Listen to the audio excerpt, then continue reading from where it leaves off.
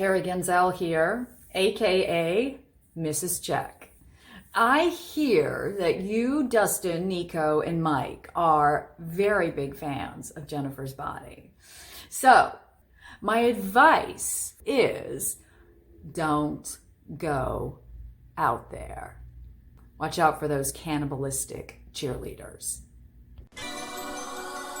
In a world where zombies, ghosts, serial killers, and vampires all exist, it's Nico, Brian, Mike, and Dustin, and they are all that stand between you and the films that could end the world. Welcome to the Don't Go Out There Horror Movie Podcast. Welcome back, everybody, to the Don't Go Out There Horror Movie Review Podcast. Just want to thank all our fans and listeners. I really appreciate all the support. You guys are awesome. Before we get into tonight's film review, I just want to give a quick shout out to our website, don'tgooutthere.com. We've got everything podcast related on there. You know, got all our episodes, our interviews. We got some of those coming up in the future. Looking forward to that. Our blog, we've got some new articles up if you want to check those out. Our store, we got some new merch up as well, so make sure you check that out. New shirts are awesome. I still haven't ordered one because I don't have Mike's money, but I'm going to order one soon. That Christmas hit different, son. I'm broke. I'd say so when you take your fiance to the Cayman Islands for Christmas. Jesus Christ. Yeah, we saw the Snapchats. Motherfucker, we went to Asheville. Anyway. And Disney World, all right? Back off, son. And Disney World. And Disney. Got the park hopper too, didn't you? Yeah. And we also have all our social media links on there. Make sure you follow us, subscribe to us on all those. Facebook, Twitter, Instagram, YouTube, and TikTok. You know, we try and provide content on every platform we have, you know, to stay interactive with all of our fans. We really enjoy interacting with you guys. We got a lot of comments and questions for tonight, so make sure you stay tuned in with what we're doing. To kick this year off, we were going back to some theme months or theme, whatever you want to call it, because we kind of override months sometimes, so it makes it weird to call it a month when 3 episodes are in January and one's February, but whatever, no need to be technical. This month, we decided we're going to do what we call Female Lead Month. So every movie we pick this month is going to have, you know, a strong female lead in it, and tonight is Brother Brian's pick. You want to go ahead and announce your pick, brother? Yeah, sure. I went with 2009's Jennifer's Body, and so I'm actually glad I get to start off female-led horror movies month and kind of peek behind the curtain. I was torn between 3 movies. One of them was the Lost Boys of the Tribe, and Dustin's doing the other one I want to pick, so I won't spoil it. But regardless, I'm glad I went with the very underrated, in my opinion, very unique Jennifer's Body. And I did for a number of reasons. I mean, it's not only got female leads in Amanda Seyfried and Megan Fox, who I think, Seyfried, not Seyfried and Roy. I got to scratch all my Seyfried and Roy references now. Damn it! I was calling her Amanda Seafood. So what do I know? Wow. Well, we'll never get them on the show now. Anyway, Megan Fox, who I think is really good in this, which I do think is a hot take. I think right off the bat. I personally don't know why she gets the hate she does, but anyway, it's also female written in Diablo Cody, who actually wrote this in 2006, the same time that she was writing Juno. And another hot take, I think the dialogue is actually like 70% good in this. Yeah, so once you get past the opening set of scenes, and I know some of my co-hosts will definitely disagree with that one. It's okay. That's okay. But it's also female directed with Karen Kuzma, who also did Eon Flux, which guilty pleasure of mine too.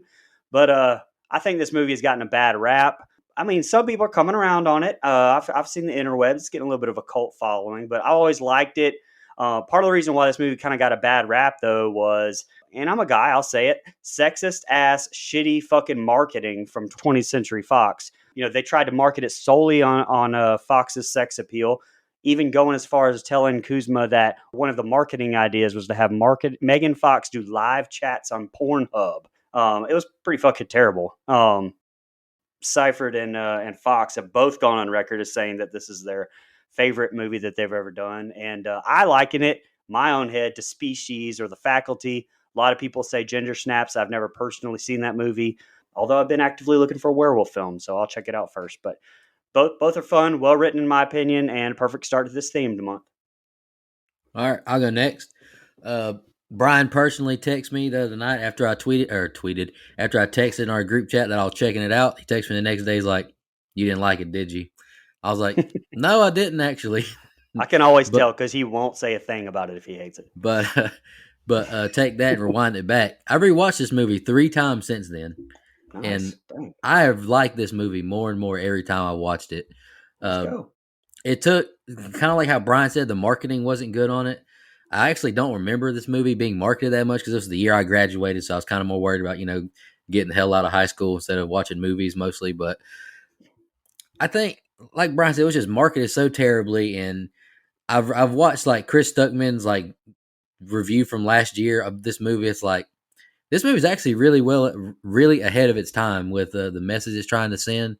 And if you listen to Diablo Cody and Megan Fox's interview on, I think it's ET or something like that. I've got that written down. Go find that interview. Because definitely go watch that interview. They go really in depth with a lot of behind the scenes, a lot of things they personally went through. Very powerful interview, honestly. But besides all that, just for the movie, I agree with you, Brian. I think Amanda and Megan do a good job acting. Honestly, I think she nailed that high school role personally. Yeah. Some things I don't care for about, I'll probably say 65-35. Maybe the dialogue's good, some of it's bad. Agreed. But yeah, I actually enjoy the movie. I think it's a little long. I'll say that, a little long for the unrated, but overall, I like the movie. So I'm back on the team, Brian. I enjoyed it. Let's go. I'm starting to take it personally. We shit on his birthday pick. Now he's. I'll never forget that. I'm sorry, brother. Go ahead, Mike. Yeah, so I'm going to be a little bit more in lockstep with you two. I think we only have one Jon Snow in this group. He's got his sword ready to go. So, yeah, I think this movie is underrated. I think, again, something Brian mentioned is it getting a cult following. And, Megan Fox saying in that interview that you referenced, Nico, that she doesn't think it's a cult classic anymore. She just thinks it's loved by enough people to just be a pretty damn good horror film. And I tend to agree with her on that. Look, great pick for this month. Female director, female writer, 2 lead females, the stars of the show. And I think Amanda, I'm just going to say Amanda and Megan Fox do a great job. Now, before the show, I pretty much pooped on Megan Fox, the actor. And I will kind of stand by that because I think in the Transformers movie she's in, she's terrible. No offense, Megan. I know you won't come on the show. It's okay. Too wrapped up in Machine Gun Kelly or whatever's going on. But I will say in this movie, she delivers on the role she's given, in my opinion. So this is probably her best role because some of the other movies I've seen her in, I just don't think are very good. Put some respect on April O'Neil. Fair enough. But I still think this is her best role. It's my favorite movie that I've seen her in. That's what I'll say. So I'll be a little biased there. I think the storytelling is really unique. Takes a lot of horror tropes against women and kind of flips them on their head. It gives them the power, which a lot of stuff, and I kind of took it this way upon the first few times I saw it. And, I rewatched it twice. And I like it more, a little bit more like Nico. I like it more each time. A video, and I believe the name of the channel is called The Take. It's 2 women, and they kind of deep dive review videos, and they do a great job over there on that channel. But something they said kind of stuck with me is that this movie, and you guys mentioned the marketing, to me, if they marketed this movie to the female audience with female leads and a female director and a female writer, it does a lot better at the box office. I think people only bombed on it because only men went and saw it because they used Megan Fox being an attractive woman to sell the film, when really the movie doesn't. Yeah, she plays someone that's kind of comfortable in her skin, sexuality-wise, and all this stuff, but we find out, I won't spoil it. But anyway, I think it's a really unique film for its time. 2009 was a pretty, I'll be honest, late 2000s, that era is not very good for horror movies, in my opinion, outside of, Friday the 13th remake and stuff. I just don't think it's a very good time for horror. And this one kind of shines through. So I'll give them a lot of credit. I'm excited to talk about it because I do think and I like when movies do this. It takes really standard tropes and flips them back the other way. And I think that's done really well here. And by the way, is it Adrian Brody? Sorry, I'm bad at taking names before the show. He's fucking hilarious in this movie. Um, Oh boy, I don't like this movie. that's okay, buddy. That's my whole review. Back to you. No, I'm just kidding. Months ago, and I mean months ago, we kind of discussed some movies that we'd like to review in the future at some point. And we just kicking around movies that were on our list and like didn't necessarily belong in a theme that we had at the time in mind. It's just, we mentioned this and When a Stranger Calls, and we've got lists compiled of movies we plan to get to, and this was on my list. And then when we decided, strong female lead was going to be a theme, and Brian, you decided you were going to pick it. I was like, okay, perfect. I can take that off my list. I had only seen this movie one time prior to this rewatch, and that was when it was new. I think it had just come out on DVD or something when I watched it. And honestly, when I pushed play on it this time, I didn't remember shit. Like there's certain scenes that I remembered. Like I remember the abandoned house. There was some other scenes that I like, oh yeah, okay. But I didn't like it. I liked it so much more, in the memory that I had on it. And I don't think it aged really well. And the issues that I had were, I thought a lot of the dialogue was bad, actually. I mean, there's some shit, like it's written, this movie came out in 2009, but a lot of this high school dialogue is from like 2003 or 2002. Like it had They said something and I looked it up and I was like, what the hell even does that mean? And it said Urban Dictionary 2004. And I was like, yeah, it's not perfect dialogue. I'll agree. You're talking about when she said shutties? When I think she was telling him to shut up? What the fuck was that? No, I don't remember what it was. When she asked Needy if she had a tampon, she said, "Oh, you're not plugging." What the fuck? Salty for being attractive is like late 90s, early aughts. That's not late 2009 stuff. There's just some of the dialogue in this. He thinks he actually has a shot with me. That's why he's in retard math. That aged poorly. There's someone being called a freaktard in this movie. That aged poorly. Which at the time, 2009, that was not a nice thing to say to someone, but I think it was much more acceptable or accepted vernacular than it is now. Not making an excuse for it or saying it's right, but it is what it is. But just some of the dialogue in this movie is like, oh my God, like it would get a really good laugh out of me with some of the stuff. And it's like the very next line, I was like, God, took it too far. Like, I don't know, ruined it. As far as the storyline, I mean, it's okay. I don't dislike the storyline, or I think it's got a neat idea. I like all that. I don't really like how it was how the story was told, the order of it. I don't like when we get Needy in the insane asylum right off the bat, which we'll get to. I wish that, I don't know. I wish it would have started just like the next set scenes where we see her in high school and we just get to see that progression, because it kind of gives away that, it kind of gives away the ending a little bit. I agree with that. But yeah, you don't have to worry about her dying, so yeah, I get it. Yeah. Yeah, exactly. It took some of that suspense out. And then once you kind of saw, the things falling into place, when everybody's questioning her saying, I think you need to talk to a psychiatrist and stuff, like it's going to end that way because we saw it in the opening scene. So I think they kind of blew their own finish there. The movie felt like it lasted for freaking ever when you watch the unrated version. So that was a complaint I had. Overall, it's just the acting was okay at best. It was cool to see a young Chris Pratt. I remember I was watching this movie with my girlfriend. I said, holy shit, that guy looks like Chris Pratt.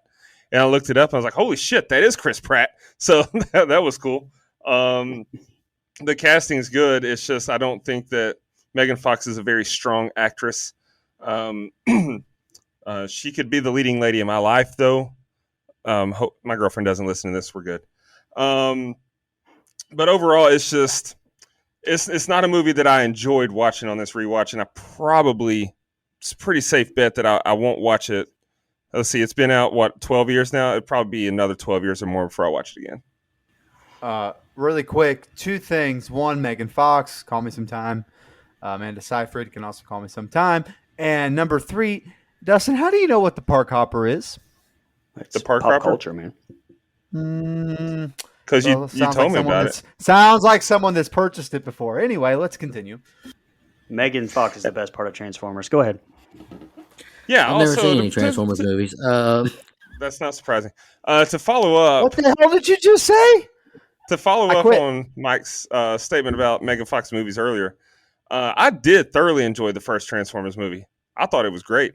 Now they go downhill from there, but the first one I really liked, and that Ninja Turtles reboot was fantastic. Also, Agreed.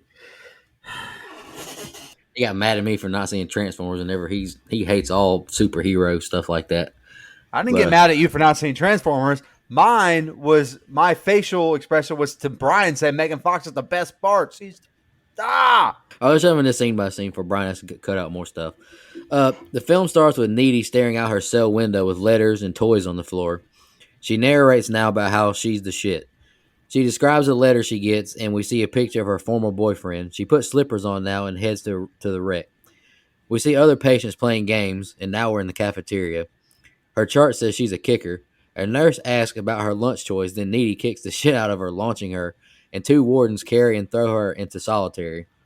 I wasn't always this cracked, she says. She hears music play now, and she covers her ears. Now we go back 2 months to Devil's Kettle. Named after a unique waterfall, we see a POV shot walking towards a house, and we see another girl chewing on her hair watching the Gazelle workout infomercial, and I've definitely watched it before. Title card. Now we go back 2 months ago with Jennifer as a flag girl and Needy cheering her on from the bleachers. They were like sisters, even though they were totally opposite. Now we see Jennifer walk up to Needy's locker and ask her plans. She's supposed to hang out with her boyfriend Chip, but she wants to go see an indie band play. She tells Needy she'll pick her up at 8:30. She thinks the lead guy is salty. Now we see Needy trying different clothes on to be cute. Chip tells her her pants are really low. He now says he's never heard of this band. She gives him a kiss and says Jennifer is here. They go downstairs, and he gives her grief about them not having anything in common. Jennifer says she's got the whip until 11:30, and then mocks their sexual smells. She pushes Needy hard into the wall, and Chip tells him that bar is disgusting. The girls head out to Melody Lane now. It's definitely not a club. A football player swings and misses, hitting on Jennifer. Roman comes up to her now, hitting on her. He's almost out of police academy. We now see the band setting up on stage. Jennifer wishes they had more city boys in Devil's Kettle. Jennifer approaches Nikolai, the lead singer. They shake hands, and she's very into him. Needy asks why they'd want to play all the way in Devil's Kettle. Gotta show the fans love in shitty areas too, he says. Jennifer asks to buy him a drink. Needy plays pinball as Jennifer goes to get those drinks. She overhears them talking about Jennifer, how he knows that type of girl. Flirty, but won't give it up. The bassist snaps on Nikolai. Needy calls him out now and says he's a creep. Jennifer gets back with the shots, and Needy tells her what she heard. She sets the drinks down and doesn't drink them because she has money like Mike Settle. The band plays their hit song now, and Jennifer is infatuated. You got more money than me from selling sneakers alone. Kiss my ass. Sorry, Mike, I had to say it. Needy.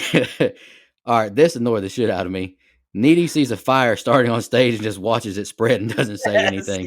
Yes, it's so stupid. She walks through the crowd, and chaos ensues when a fire like this cloth on the ceiling falls on a customer's table. People getting stampeded, people are set ablaze. Jennifer is pulled by Needy to an escape. They sneak out the bathroom window, and Nikolai approaches them as the building explodes. He asks if they want to leave to somewhere safe, super casually. That place is his band's van. Jennifer drinks some alcohol, and she goes with the band. Needy tries to get her to go get food, but it doesn't work. Doors close, and she says how Nikolai reminded her of a petrified tree, and they drive away. All right, go ahead, Brian. Yeah, like I said in my intro, Seifert is amazing.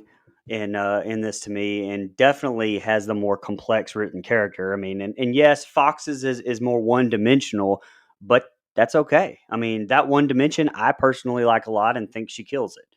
But I'm glad they did what they did at the end to kind of pay off some of this opening, because when Needy kicks the shit out of that orderly, I was like, I really hope something's going on or some shit, because that was ridiculous if not. Also, shout out to the line, people say I need to accept Jesus Christ into my heart. I say the words, but nothing happens. Nobody comes back. Nobody gets off the cross. I think that has Diablo Cody written all over it. Also, Emma Stone was apparently considered for the role of Needy as well. And I love Emma Stone. She's one of my top 3 probably favorite actresses, actually. And I think that would have been great here too. So usually I'd say, I'm glad they didn't go that route. But in this case, I think that's a win-win. A little fun fact here right off the bat too. There's a real Devil's Kettle Falls like described here in Minnesota. Shout out friend of the show and it is a Minnesotian, maybe. How about it was just a Joe Minnesotan. Minnesota. How about just Viking Joe Larson?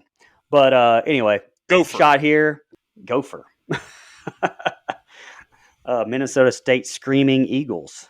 Oh, you don't know anything about that coach reference right there, but okay. But this shot here actually is Cascade Falls in Canada. So now this set of scenes is the parts where I was really talking about earlier with the whole 70% of the dialogue being fine. But this right here, like the monostat, the Vagisil greeting, like over the top for high school girls, probably. Like middle school girls, that probably ages better. But personally for me, it's that plus throwing that whole salty thing in there, which, like we discussed earlier, I don't even know if salty was a thing then, but regardless, it's not even what it means now. So I think it was just trying too hard to be clueless or something, like, I don't know. I think Diablo Cody was trying to make her own vernacular there. John Simmons Chip, I really like. He and Seyfried had great chemistry together, I think. But again, the dialogue was too try hard here and made way less sense, in my opinion. You can almost justify 2 girls, I think, talking like that, but having Chip say, well, you must be my soy sauce, or I can see your front butt. I don't know. Again, that just comes across as too much. And honestly, I don't know if I'm I know you said you liked him, but I don't know if I'm casting Adam Brody as the lead singer of that band. I mean, like an outspoken band member, okay, but the lead singer, I don't really buy him as that. I'm a fan of Brody, although I didn't really care for him in the OC, but that was writing, and we did some movie with Scream 4. Meh. Anyway, I'm just not a fan of Brody in semi-serious roles, and I think that this one should have been like an Angus Sutherland type, the Lost Boys tribe type of character. But hey, Dustin brought up Chris Pratt, severely underused in this is an understatement. And last things I have in this group of scenes, like Diablo Cody is actually the bartender after Jennifer says she will score some alcohol by playing Hello Titty, which I liked that. I liked that reference. That was funny with the bartender. And actually, this is probably, without a doubt, my least favorite group of scenes in the whole entire movie. Like a movie I really like, by the way, which is very rare for me. So, there's a lot of fair criticisms, I think, with the set of scenes. Absolutely. And lastly, fun fact, my girlfriend in junior high school, or my junior year of high school, drove a brand new Chrysler Sebring as well. And those things were pieces of shit. Anyway, go ahead. Hey, Michael Scott had a Chrysler Sebring. Yes, he did. Yes, he did. To me, I agree with Dustin in his opening thoughts on the fact that I don't like that they kind of give away the end here at the beginning. I like that in some films. I think in this one though, because they do a really good job of making Amanda Seyfried's character kind of likable and innocent and whatever. And I feel like if they saved her being in prison for the end, I think it would have hit a little bit better. It would have hit a little bit different. So again, I almost forgot that's how this film starts, because it's not one of the scenes I took away as memorable, except when she beats the shit out of that woman in the yard, which I think is funny. But you spoke a lot about the dialogue, Brian, and I have other problems with the dialogue later in the film, but to me, some of the slang and the vernacular that we all kind of touched on, it's less bothersome to me because it reminds me of Halloween 78. in the point that movie has words like totally and way cool and stuff like that. And that was all new and hip in 1978. And so some of this stuff, when the movie was written anyway, was popular slang that people used, I guess. I mean, I'm not a female, so I don't know if people said, "What's up, Vagisil?" or whatever. Like, I have no idea. But it seemed like I'm going to give it a pass because it's of its time, like a lot of other horror movies that we cover. I don't think it's good. I just don't. It doesn't take me out of the movie per se. Not that kind. There's some dialogue later between boyfriend and girlfriend and stuff that I think is cringe, but I think this stuff is okay. Man, I love how she was like, "How are you going to get alcohol?" Man, I was buying alcohol at the gas station at 16 years old. Like, I had a beard. I had gray hair. They were selling that shit to me, man. And by the way, they were definitely going to sell it to her because, again, attractive female. I don't think there's any denying that. Pretty easy to go walk up to the bar if you're convincing enough. Hey, whatever. I agree with you guys. Right in front of a cop? She mentions later she's got the cops whipped because she's screwing the deputy or whatever, remember? Or whatever his name, or there you go. See? Okay. So I agree with you, Brian. Actually, it was Nico that said it in the set of scenes. Man, you're just gonna stand there while this building burns to the ground. Like, it's so stupid. It's a stupid character decision that makes me so angry. When she could have literally said, "Hey, that's on fire back there," and someone could have put it out before the building started to burn all the way. Like, anything could have. I mean, you could have thrown a blanket over it, something. Like, I don't know. You didn't have to watch it go up the ceiling, over, across a wire, into someone's lap. That's so stupid. Bad character decision. Speaking of bad character decisions, I know she's a free spirit and everything, but man, as soon as I saw that van, it's one of those things where, like, if the van looks like that, I'm not going in the van. Nothing good can come of that van. Any banned van is never a good thing. I don't care what anybody says. So again, dumb character decisions. But as far as establishing, one big problem I have with the film, and I'm okay. Like, again, I like the movie, but this is my last thing. These two don't seem like friends. And I have a little bit of an issue with that as the movie goes on, because they've been friends forever. They go back, they show them as little kids. But to me, these two have chemistry together, but their two characters don't seem like friends. Like, those two, no way hung out in high school, especially back then when not everyone was a little more accepting. Like, to me, they just don't come across on my screen anyway as two legitimate friends. And so the kind of sell for what comes later were, I just think one's a bad friend and one's kind of blinded to it, and that stuff doesn't really click for me, I guess. So I don't know. That's why I took away. Like Brian said, though, to me, this is the worst set of scenes in the film, because from here, I think it gets pretty good. It ratchets up a little bit, and we get some actual horror. But I think this set of scenes is a little bit of a slow setup. I was going to say, they played on that, Mike, when he said, when you talking about it's not believable they're friends. Like, they even mentioned when she said we have a lot in common, and her boyfriend's like, "No, you don't." So no, you don't. Right.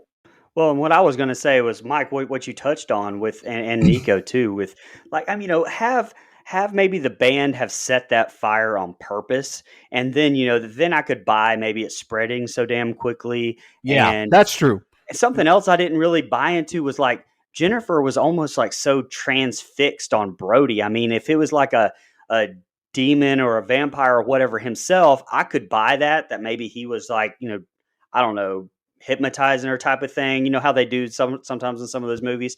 But I didn't understand why she was just so transfixed. It was almost like she was just almost in a zombie state. It was just, I don't know. I didn't care for that either. All right, so set of scenes, like I already mentioned, I don't like that we get to open that she's already like in the loony bin, or she's got this problem, or that she's been arrested or whatever, because it spoils the ending. It spoils kind of a lot of what's going. The dialogue and the acting, Like some of them parts is just it's tough to watch. I think that like when she shows up and Jennifer goes, "It smells like Thai food in here. Have you guys been fucking?" Like that actually. See, certain parts of the dialogue I can forgive because that is like a very teenage girl thing to say. Um, I did get a kick every time the band fucks up the city name. Every single time he's on stage and he calls it like Devil's Waterfall or something the first time, and someone in the crowd goes, "It's Devil's Kettle," and he goes, "Fucking A right, it is." Like, that shit cracked me up every single time. But then I put, what kind of bar is this? I disagree. I don't think that it should be that easy for her to just get shots in this bar as a high school student. First of all, what kind of bar lets high school students in? I mean, I don't know. Maybe I came from a small town, but I guess not this small. And yeah, you mentioned how Needy just kind of watched the fire unfold. That girl's the embodiment of the roof on fire, let the motherfucker burn, because that's exactly what she did. She didn't give a shit. There was no urgency in any of them. They're just like, oh, damn it, it's fire. And then, I had a problem with the fact that it was so easy for them to get this teenage girl in their van while her friend is sitting outside clearly distraught. And all these other people that, made it out of the fire are just oblivious and like let it happen. No one gave a shit. No one paid attention. And I get like abductions happen every day. I'm not downplaying that and downplaying how easy it is for bad people to kidnap, but there was just not enough struggle from Needy. There wasn't enough awareness from anyone else in the area, and that sucked. You mentioned Emma Stone, another person that auditioned for Needy, Brie Larson. That's another one that I couldn't really see. I think the casting they nailed it. And then as far as Jennifer goes, Blake Lively actually turned down the role of Jennifer due to scheduling conflicts with Gossip Girl. So Megan Fox was later cast. Like, imagine that if it's Blake Lively and Brie Larson. I think they nailed it with who they went with here. And it's easy to say that in hindsight just because it worked well for what they did here. Overall, I don't like this set of scenes either. If I were to just say yay or nay, I'd probably give it a thumbs down just because of how irritated I am that they spoiled the ending with how it's going to turn out for Needy. By the way, also soundtrack, very late 90s, early 2000s, very American Pie-ish, Faculty-ish, and I like that shit, so I thought it was great. All right, Needy gets home and calls Chip. He springs up when she tells him the bar was burned down. She tells him how Jennifer is missing and about all the dead people snapping bones in their burning flesh. He asks if she got the model of the van. The doorbell rings. She goes downstairs to check the door as Chip stays on the phone with her. She opens the door to no one being there. We see inside her house someone's shadow move around. She hangs up with Chip and checks the house out. She hears the faucet dripping and shuts it off. When she turns around, there's a bloody Jennifer right behind her. What happened? She asks. Jennifer smiles, revealing her bloody teeth. She goes to the fridge and begins tearing apart a rotisserie chicken. She now throws up this black tar-looking vomit all over the floor.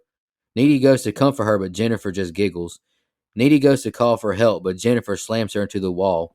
Are you scared? She asks. She almost bites her neck, then tosses her into the wall and leaves the house. Firemen and rescue are at the scene of the fire now. We're in class now, and Needy looks stoic as she flashes back to her and Jennifer, younger in the sandbox.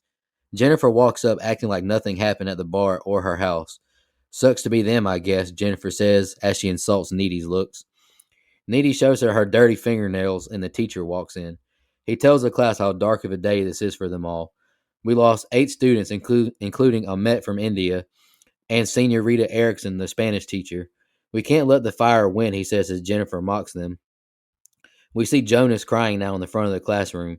Needy walks the halls and sees all the crying students. Chip tells her no band practice today, everything is stopped. Needy tells Chip about the encounter with Jennifer last night. He says she may need to speak to the counselor. Colin talks to them, telling her he's glad she didn't die. Needy asks Chip to walk her home. Now we see Jonas on the football field looking somber as some heavy metal plays. Jennifer walks up to him and she apologizes about his loss. Craig was his best friend. She tells him Craig thought they'd be a banging couple. She puts his hand on her chest, and they both say they have broken hearts. She takes him into the woods now. They start to kiss, and he comments how warm she is, and we see animals start to surround them and watch. She unzips her shirt and removes his shirt and reaches down his pants. Do you miss Craig? You're going to see him very soon, she says.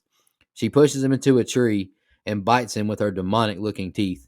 The teacher hears his screaming and walks towards the woods. Needy is making some food and listens to the radio and how they fib on Low Shoulder being heroes after the fire. The teacher finds Jonas's mangled corpse in the woods being licked by a deer. All right, go ahead, Brian. So, fun fact about me, and I don't think I told this story during The Lost Boys or 30 Days of Night. If I did, forgive me. Mike says I'm getting old all the time. Ageism, folks, it's real. It happens here on the show daily. But anyway, my buddy and I have talked about on here plenty of times, Creole, growing up, that we always said that if one of us turns into a vampire, motherfucker, I better be your first stop. Like, you better come over. Don't even break in. Just knock. I'll let you in. I'm not trying to have to fix my fucking door. It's unnecessary. I want to be a vampire, so just turn my ass because it would be awesome. Now, I know this is a demon, but that story came to my mind because at first I thought that this was a vampire. So there you go. But it's actually a succubus, apparently, from Jewish mythology. It said that succubi seduce men and fuck them until they are drained. So there you have it. Chef on South Park was dating one for a while. They did the Goddamn succubus succubus. story as well. It's a goddamn succubus. I'm watching that episode tonight now. Okay, go ahead. Oh, geez. Anyway, a little nitpick. This call early on from Needy to Chip, like her describing what happened at that bar, doesn't at all even fit what we saw. I mean, if we had seen that, what she described, chaos, bones breaking, people getting trampled, then I maybe would have liked that scene a little bit more. But that's not what we saw at all. Kind of makes me wonder if that was reshot or rewritten after the fact, because I know Cody did go back to add some and explore the whole sexual tension between Needy and Jennifer. And I don't know for a fact if that was changed, but it definitely doesn't line up here at all. But I do love how it gets a lot darker here. The effects on Jennifer, I think, look great. They used Hershey syrups and some CGI for the black demon puke. I like the look of that. I also like the shots here too, with the shadow play as Needy answers the door and not having that whole normal jump scare trope where like Needy closes that basement door as you would expect there. And that creepy ass smile that Jennifer has when they first show her, I thought that was like very well done. I may actually use that as a shot for the as the artwork for this, but I'm going to need more freaking out from Needy there and less Boston Market dialogue, by the way. She does eventually, but it took too long for my liking. And they do such a good job of making their encounter scary, but also very sexy. The tension, like both the sexual, the whole unknown, it was all very well done. And Cypher did a great job crying while she was cleaning up that black vomit and that whole flashback. I wouldn't say cleaning up there. She was more like moving it around with the sponge on the floor. And but the rest of this set of scenes just kind of seems like filler. It has a great zooming in shot across that whole football field up on Jonas with that badass rock song playing. It seems weird he's standing there all by himself, but I kind of thought, like in my head canon, that maybe Jennifer told him to meet her there. I don't know. I wish there was maybe a line of dialogue or something there, but this Jonas kill I think is good. One of the very few actual differences in the unrated version.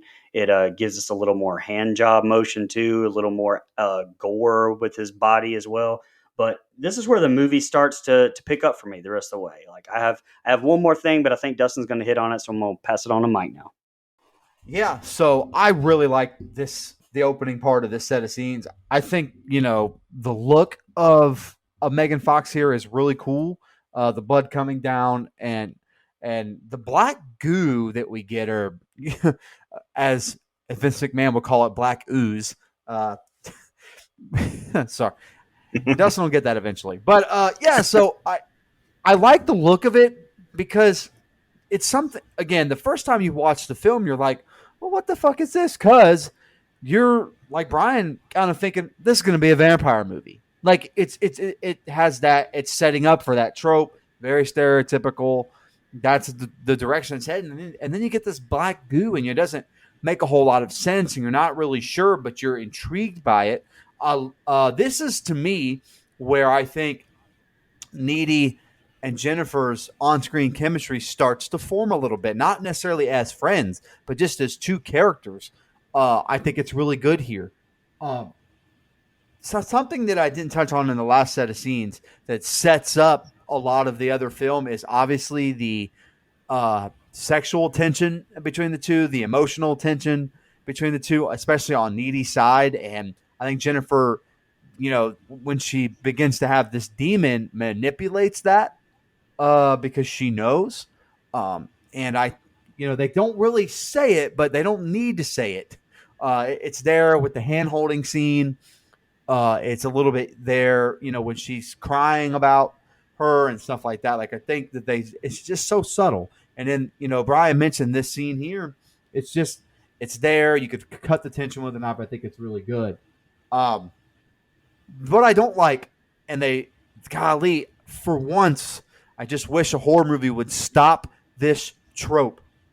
And I've been using the word tropes a lot tonight because this movie normally subverts them in a good way. This boyfriend not believing his girlfriend again. Can we fucking please get someone that believes somebody when they tell them something? Like, yeah, it seems goofy, but you could at least try to act interested in what she's saying. And this man, Chip, don't even try, man. I mean, he seems like a good dude. You got to at least try to. But he's not as bad as Paranormal Activity or anything where that guy's just an asshole. But come on, man. No, I agree. I said that when we were watching it. I was watching with my girlfriend. I was like, I get annoyed when movies do that because in a situation where something is clearly happening, someone is eating people. Why would you not at least hear her out? Well, why would you not hear her out if somebody vomits black goo on her ground? Like, and she has dirt or black goo in her fingernails. Like, is that not at least enough to pique my interest? Now, if someone told me the story in the later scenes that she gives about her being a succubus, and if someone just brought that to me with no evidence, I might be a little skeptical, but I would at least pretend to act like she wasn't one, flew over the cuckoo's nest or anything. I just hate the trope. I think it's tired. I'm sick of it. Everything after that, kind of like Brian mentioned, feels like a little bit of time filler. And I think the Jonas Kill unrated is good. It's graphic enough. A lot of it, we get the kill later that's behind a curtain for the most part, and it looks really cool, but we don't see a ton until the after effect. So I think the Jonas Kill is cool. I think the zoom in is really good. The first time I ever saw it, I was not expecting scream metal to be in a film, but then I remembered it was 2009. So yeah, that fucking kind of music was everywhere. You couldn't, or at least in my high school you couldn't exit a parking lot without hearing that shit. But again, this is where the movie does start to turn up some. I think once we don't know she's a succubus, but once the eating of the boy starts to happen, I love that they've flipped it to where they give her using her sexuality as a power. It's not something she's vulnerable with. Guys don't take advantage of her. She's taking advantage of their weakness to just be horny sumbitches. And that's what guys are for the most part, especially in high school, is horny sumbitches. And she exploits that as a revenge for all being sacrificed. I really like that they flip it. I think it's really unique, and I'm glad we kind of start to see the evolution. One more small thing I think they do, and I'm glad they do it, is her looking really normal and beautiful the next day when she's in class, like Megan Fox would always look, and then contrast that to when she's quote unquote hungry.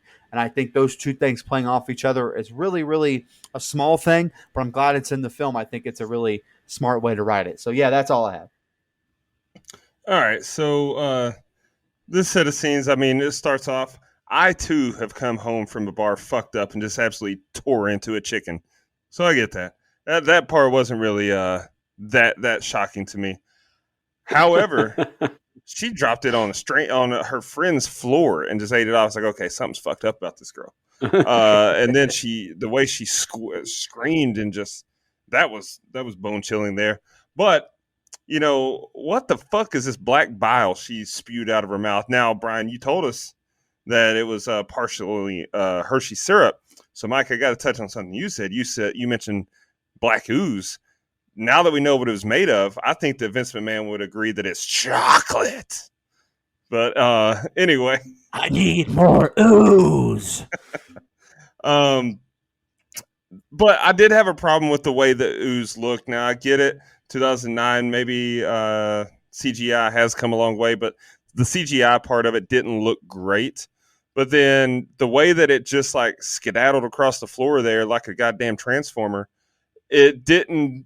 That there was no payoff for that. I think that we didn't need that part. Like it looked like she spit up something that was, living.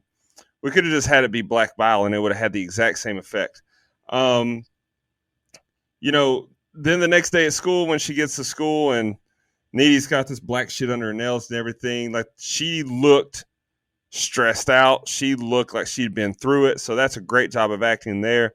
And I like how they made Jennifer, like she just seemed normal. Like nothing ever happened. She's just Jen. But it's also confusing because she also seemed to be more bitchy just based off of Needy's reaction. Like Needy seemed shocked by the lack of empathy that Jen was showing to her classmates and to the people across town. Like she seemed taken aback by the way Jennifer was acting, and more so than just the fact that she just saw her eat her mama's Boston Market chicken. Almost like she was a mean girl. Oh, sorry. Go ahead. Oh Jesus! I shouldn't have paused for that. I saw you wanting to cut in there. I should have just kept it moving. Now and then we get to where she's like, he said that we would have made a banging couple. He said banging? No, he didn't, because no one fucking talks like that. But my guy Facts.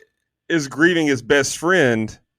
But I do agree, the best way to get over something is to get under someone. So I get it. He's just trying to, everybody grieves differently, and he's just trying to get back on track. I get it. I would have followed her into the woods as well. Then we get a cool kill here. I did like the way it was set because, or the way it was set up. I like how she said, "You're going to see him again soon." You mean in heaven, like someday? He said, "No." Like I like that scene. I like the scene in the woods here with him. And then we get the screams coming out of the woods, and the teacher's like playing it off like, "That's right, let it out, kids." Like, I thought that was kind of a nice touch there. And which what insurance companies he's spoken for? Is that Farmers Mutual? Like he's probably going to be getting some insurance money out of that situation anyway. I did. He was also Juno's dad, so same writer. That's fun. True. Also, J. Jonah Jameson and fucking Spider-Man. True. Mamma mia. That's a reference. I did think it was a cool optic with the deer eating the guts. Like the effects look good there. I thought that was good. But then we get the star of the motherfucking movie. We get Patrick Starr, that is, just screaming some very fucking hilarious things in Patrick Starr voice. Like I was like, I forgot he was in this movie. And so when I'm watching it with my girlfriend, I was like, holy shit, that's Patrick Starr. And she goes, what? I said, just wait for it. Then he starts talking and she goes, oh my God, it is. So just hearing him yell, the violent threats and the profanities in Patrick Starr voice was incredible. And I have to call him Patrick Starr because I have no idea how to pronounce Bill Fagerbakke. I've listened to him in an interview and I still can't say it. I tried. I knew you guys were going to go with the SpongeBob reference, but also Minnesota State Screaming Eagles. That's Dauber from Coach as well. That's where he has. And he's in a ton of shit. Well, and the only other thing I know him from is he's Marshall's dad in How I Met Your Mother. He's also like a legit 6'8". Yeah, big guy. But yeah, you're right. I mean, I grew up watching Coach, and so I knew that. But nice. Come on, of course I'm gonna say, too, buddy. Me too. Oh, I knew you would. Anyway, that's all I got on this set. Oh yeah, he was in Halloween 2. I knew we'd reviewed something else that he was in. He was in Rob Zombie's Halloween 2, the only Halloween 2 that matters. Wow. He was only in it briefly. I thought this set of scenes did a better job. We're getting better as far as giving us action and everything. It's just some of the dialogue's still a little too hokey for me. Not crazy about it, but it is what it is at this point. We're not going down, in my opinion of it, at least at this point. All right, Needy's mom walks in the kitchen and she tells her of her night terror. She asks Mom about her dreams. Bad people nailing her to a tree, just like JC. Needy says she can take care of herself. We now see paramedics taking Jonas's body out on a stretcher, and his parents weep as they load the ambulance up. Dad yelled. And fun fact, I did not know that was Patrick Starr. So now that I know that, that's even fun, or that's even funnier now. Dad yells, he'll cut off the killer's nutsack and nail him to his door. Oh We now shit. see Jennifer swimming across his big lake. She exits the water and her body is steaming as she gets dressed. Jennifer calls Needy and says how scrumptious she looks. Needy tells her she's still a little depressed, but Jennifer says to get over it. She says she's having the best day since Jesus invented the calendar. Chip calls her on the other line, says he needs to see her at McCollum in 15. We see Jennifer light her tongue on fire and the burnt flesh heals instantly. She tells Needy Chip is looking cute and asks some personal questions, and she hangs up.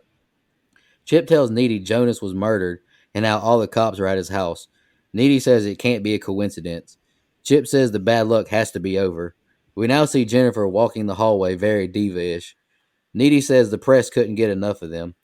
Low Shoulders song play as we see a tribute to Jonas's passing. Teacher makes an announcement now and he tells them Low Shoulder will be donating 3% of the proceeds to the victims. Needy calls them out and says they didn't help rescue anyone that night. And then an Asian girl calls them heroes. Needy tells Jennifer she looks tired. She says she feels like boo boo. She now says PMSing isn't real. She tells Needy it's wearing off. Colin appears and she asks for his English homework. She calls him out about asking her out to hang out. He walks away when she doesn't know Rocky Horror isn't a boxing movie. Needy says she thinks he's cool and Jennifer calls for him to come back. She tells him to come to her house and they can watch some movie and she'll text her address to him later. Jennifer now tells Needy to get her room when she kisses Chip. He tells her he got more condoms and asks if she's coming over. We're at Chip's now and they start to kiss and get intimate. Colin jams out as he drives to Jennifer's house. Colin makes it to the address and it looks a bit sketchy. He walks into the dark and creepy house after no answers from the knocks. He yells out hello and we see plastic tarps everywhere and a raven jump scares him as it flies in front of him. And then I just wrote shout out to Akon as it plays in the background. Love that song. He walks into a room full of candles lit and she appears behind him. She's looking rough and he asks if this is really her house. She says it's their house and she removes her top shirt. She now says she's been sending signals all year and starts to kiss his neck and lips. Simultaneously, Chip and Needy start to have sex. Colin gets freaked out when rats run across the floor. She pulls his pants down and her eyes change. He's in disbelief. He cuts his hand and she grabs his hand and breaks his arm bones. Needy sees blood dripping from the ceiling and she sees dead Jonas and Jennifer in a chair behind them.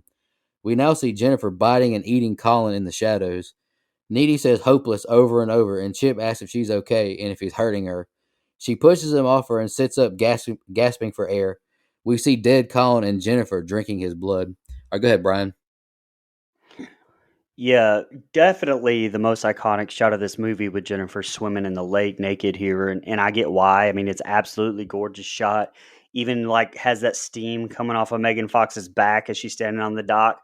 The scene was actually filmed at Sasamet Lake in Canada, and Fox kind of talks about during the scene that, and I believe it was in that ET interview. It might have been something else I read, but she talks about during this scene she had nipple covers on and a little nude underwear, but that she had mental breakdown because of the scene. Like afterwards, her agent called her and said that there were some paparazzi that were posted up in the woods and some photos leaked of her online here in this group of scenes. So that really apparently really affected Megan Fox. Another great iconic shot though with Jennifer burning her tongue. I thought the sound effects were fantastic right there. My only question in this group of scenes is the time jump. So it's been a month since the tragedy, as J. Jonah Jameson tells us. So as has Jennifer just like not eaten anyone for a month? And if so, well, why does she kill Jonas the very next day after that fire when she has just eaten Ahmed? So that didn't really make a whole lot of sense when we found out about Ahmed later, but still, like, I don't know. But before I get to the Colin scene here, something I do wish that they would have done a little bit better job of is like that dividing line and like showing the deterioration of like the Jennifer and Needy relationship. Like they already had friendship issues before this possession. So I don't know. I guess I would have just liked to have seen like a like number one, a stronger, like more than just one-sided relationship at the start. So like the scenes maybe would hit a little bit more with the whole jealousy thing with Chip. And I don't know. I just don't feel like that was a big enough fall or like split up. I feel like with the sexual tension thing that had the possibility of like being a really nice layer there, but it kind of fell flat anyway. But what didn't fall flat was the Jennifer and Colin scene to me. Now, while I'm not sure, like I loved the fact that it was at the same time as the whole Chip Needy sex thing, I did find it funny that Chip thought he was knocking the brakes off right there. Like my man was proud of himself when when Needy was having that whole weird psychic connection thing with Jennifer. By the way, that's never really explained, but the whole I thought that was hilarious. He thought he was doing something right there. Dude, I wrote the same thing when he goes, "What? Am I hurting you? Am I too big?" I was like, man, I love this guy. Then the inevitable happened. Telekinesis, brother. Telekinesis. Yeah. But anyway, the Jennifer Collins scene though I thought was very well done. But can we talk about the shitty directions though that she gave my guy? The address, and then it was like turn left and you're there. Yet he clearly drives like straight for I don't know how long, and then he just randomly sees a light on. Now if the roles were reversed, I would say there's no girl that would walk in that house. That's unrealistic. But in this case, I was a horny teenage boy. My ass would have been walking into the Texas Chainsaw Massacre house with a dude fucking wearing a mask standing outside if 2009 Megan Fox was texting high school me like that. I'm just going to say that. There's worse ways to go. Dude, I wrote that exact phrase in my notes. There's worse ways to go. Word for word. But great effects, especially on her eyes and the whole shadow work. Definitely a lot of Species vibes going on. But again, not the biggest fan of cutting back to Needy and Chip. Kind of takes you out of the whole tension of the scene, in my opinion. Although the soundtrack was great. Practical effects with her drinking the blood. Absolutely fucking fantastic here. My favorite group of scenes. Yeah. Okay. So first of all, Low Shoulder can shoulder these nuts. If I ever hear this fucking song again, I'm going to lose my mind. It's awful. God. Anyway, just wanted to get that off my chest there.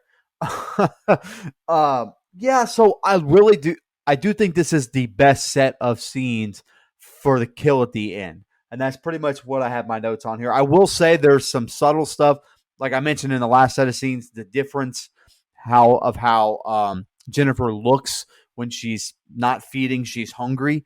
The red eyes, the paler skin, marks on her. Like I think that's a really subtle thing that makes a big impact on me, so I can tell the difference. And I really do think that's good. Something else we get in this set of scenes that I think isn't touched on until way later, but I love how they kind of nuance it throughout the film.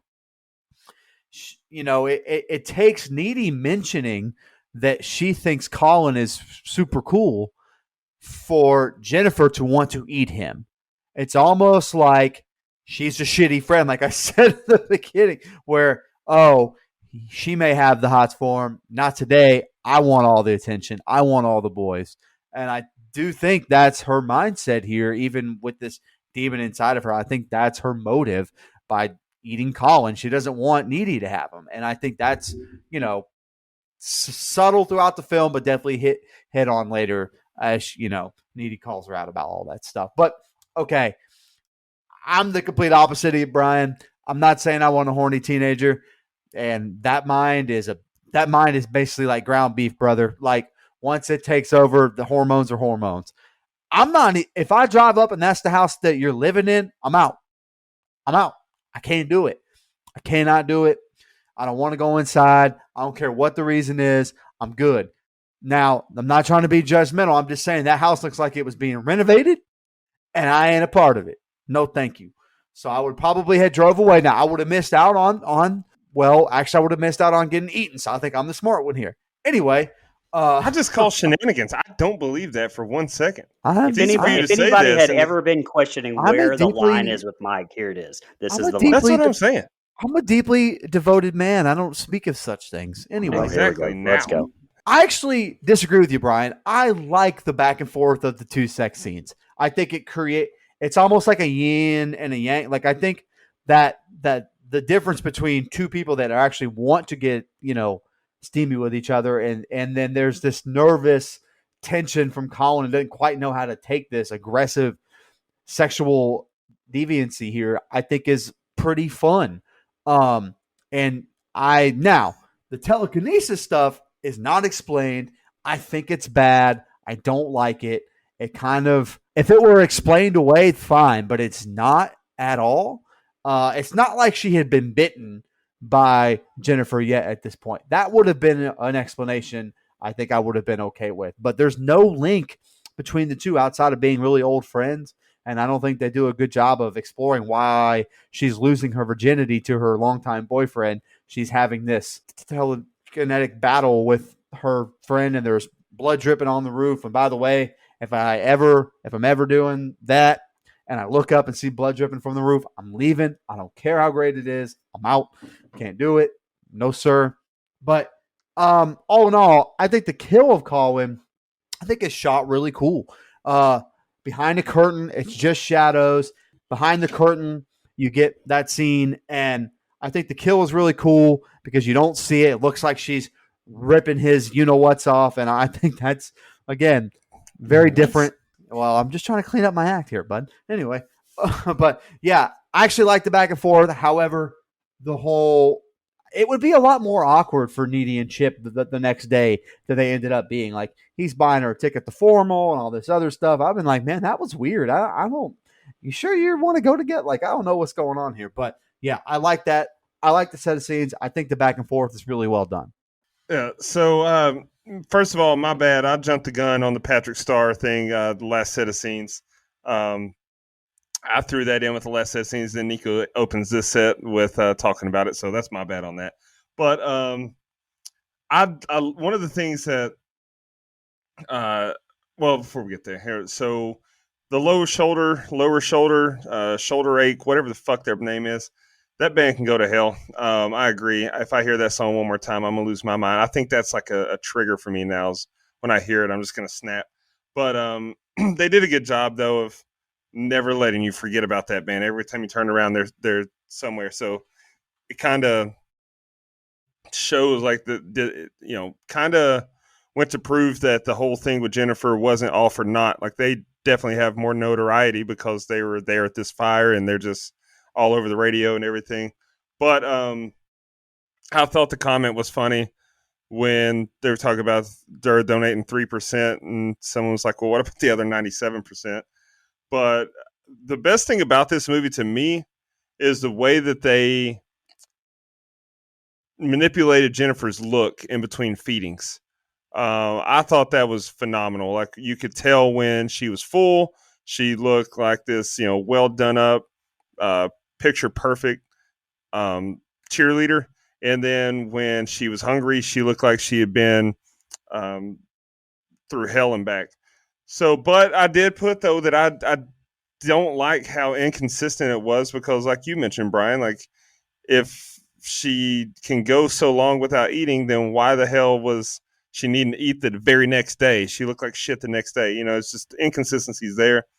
Colin was an interesting character for me in this movie because it really, like, Needy is the most puzzling high school student I think of all time. You want to talk about someone that literally got along with everyone. Her best friend's a cheerleader, and her other best friend is an emo goth.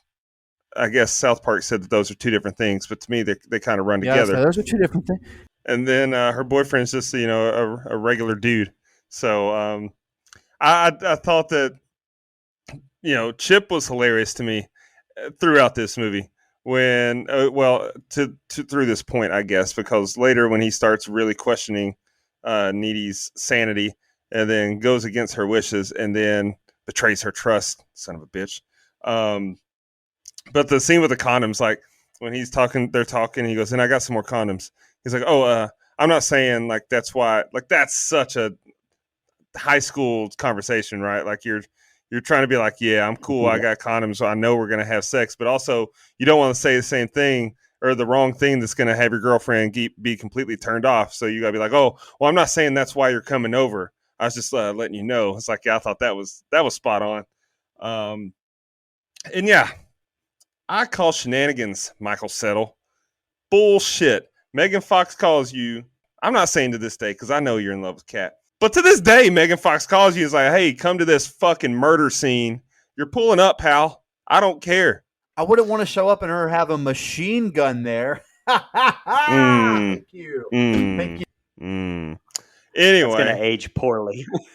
Megan Fox. Yeah, there's worse ways to go. So I'm very confused about the sex scene with Needy and Chip. Like you guys mentioned, the telekinesis did not make sense. There was no payoff.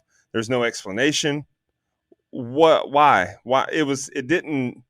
We didn't need it.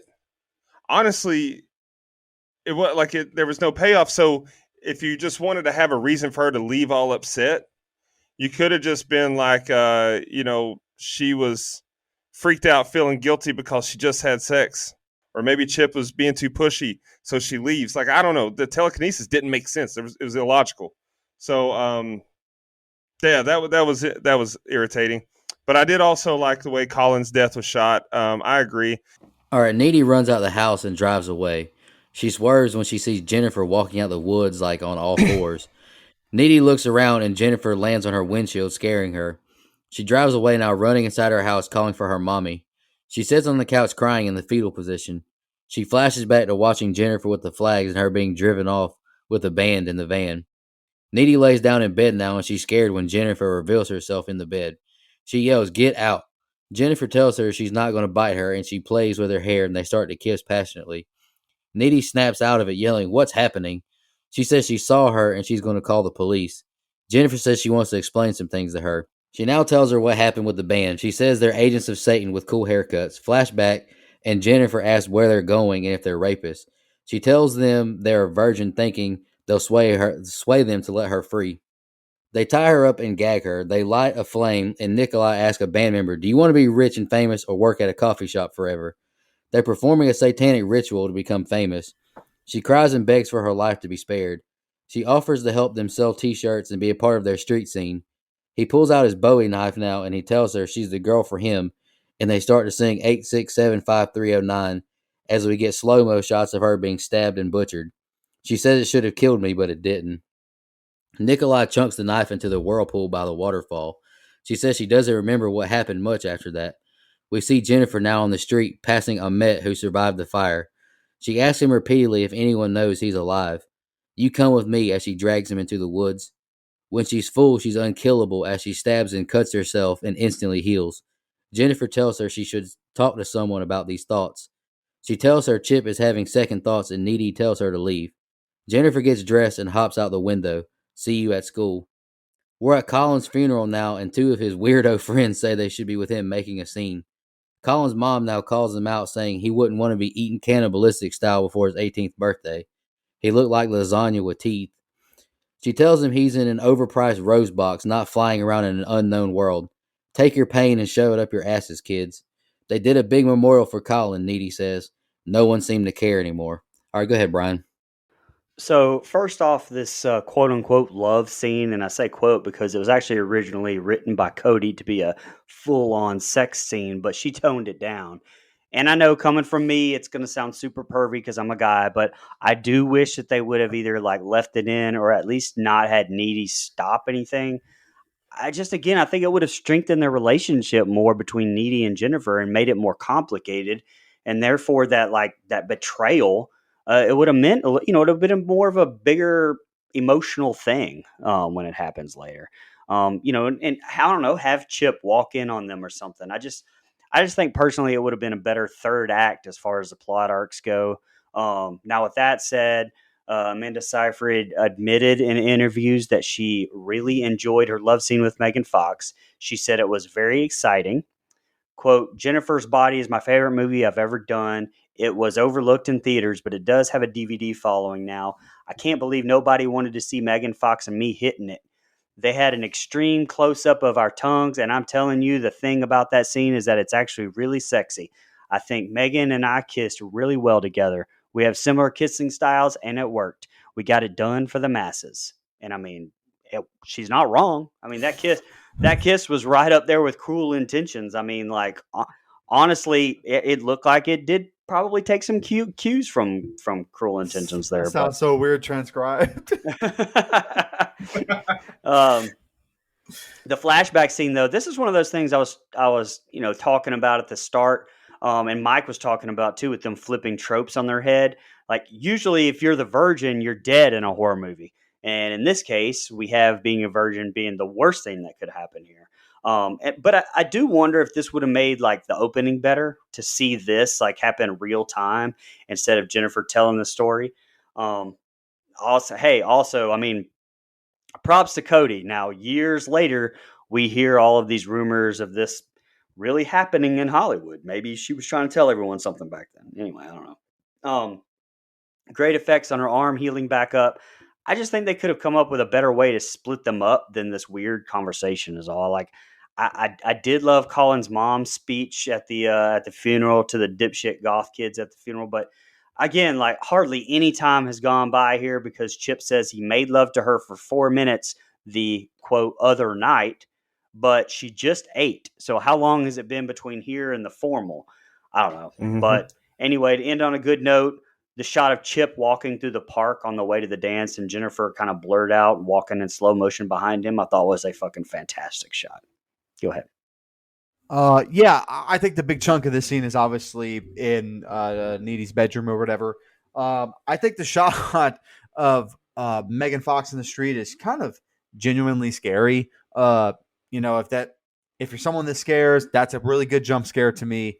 I thought that was well done. And then to have her back in her bedroom lets us know it, and we already knew, obviously she's eating guys, but it really puts it out there about, okay, she's something other than human. She's no longer just this person that used to be your best friend. Look, this scene to me in my head is something, you know, this kissing makeout scene is something that Needy always kind of wanted to take place. I think they hint at it. It's subtle throughout the film, which I've already mentioned. And I think that's why it happens is because she's trying to manipulate Needy into being more comfortable and kind of exploiting what maybe might be some repressed feelings. And I could be wrong there, but that's kind of what I took away from at least Needy's point of view. I do think this conversation is weird. But I think the acting here is the most solid from the two in the entire film. Their facial expressions are really good. I think the dialogue here is okay. But I wish they could have maybe had a bigger fallout than this. It seems so small. It's like get out of my room kind of thing, which I think you could, take as I'll see you tomorrow kind of fight, not necessarily this big brouhaha that ends up ruining their friendship. It doesn't feel big enough for the moment to me. This scene at the funeral, the speech by Colin's mom is fantastic.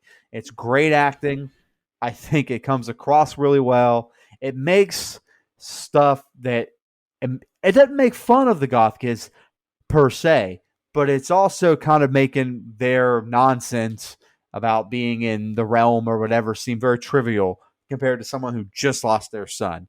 I especially when they use the line, "He looked like lasagna with teeth," which is used again, and I think that's a perfect way to describe how he ended up looking the last time we saw him, pretty much. So again, I think obviously it's not the best set of scenes, but I like what it's setting up because now we've split up this friendship, we've gone the other way, and I like where that ends up taking us. Yeah, so Jen here she's nuts. This is a great look how she's in the streets looking like she's literally possessed, and then she jumps on the windshield like that, cracking the windshield. Now here's the thing though. If one thing here, so in this scene, Jennifer's wearing an Evil Dead t-shirt and there's an Evil Dead poster on the wall. So think about this. This movie does have a lot of meta in it. Both of those movies both of these movies, Evil Dead and Jennifer's Body, have an evil force in the woods that take possession of a young female that preys on school friends. And so I thought that was a nice little nod there to the Evil Dead. Okay, so then she goes and telling her about what happened that night with the band and everything. Why wouldn't she just fucking tell the truth that she's not a virgin? Now, I get it might not have worked, but she never even said I lied. Like when she's tied up and they're clearly saying that it has to be a virgin. Like, they make it very clear that they're happy that she's a virgin. It would have behooved her to just, tell the truth and say, I lied. I promise. I've done it all. She even said earlier in the film she's not even a backdoor virgin anymore, which I meant to mention earlier. That was fucking hilarious dialogue, too. She's like, That it was hurts. funny. I had to sit on a bag of peas. I was like, Jesus Christ. It smells vulgar.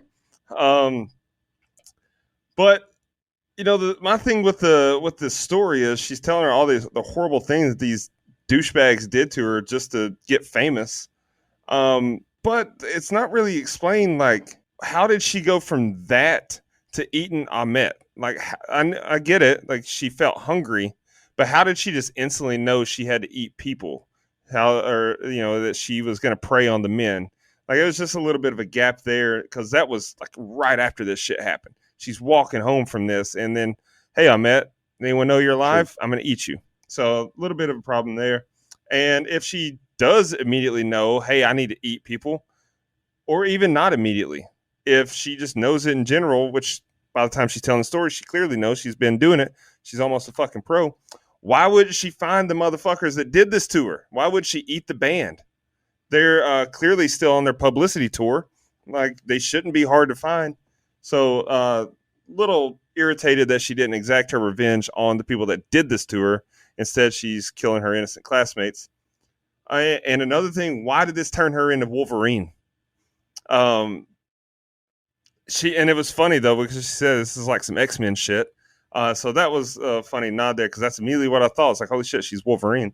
I don't know. It's a little bit of some crazy.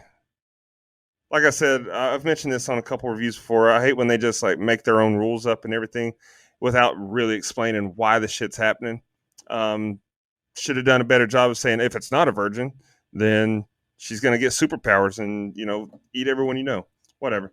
The lasagna with teeth line, though, was fucking hilarious, and it made up for everything in this set of scenes. Like, just imagine you're at a funeral and the lady says, my son looks like a lasagna with teeth.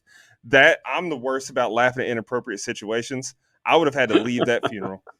But that being said, I do think the funeral scene was a little bit unneeded, unnecessary. Like, we know the community's going through pain, but nothing really happened at the funeral to progress any kind of storyline.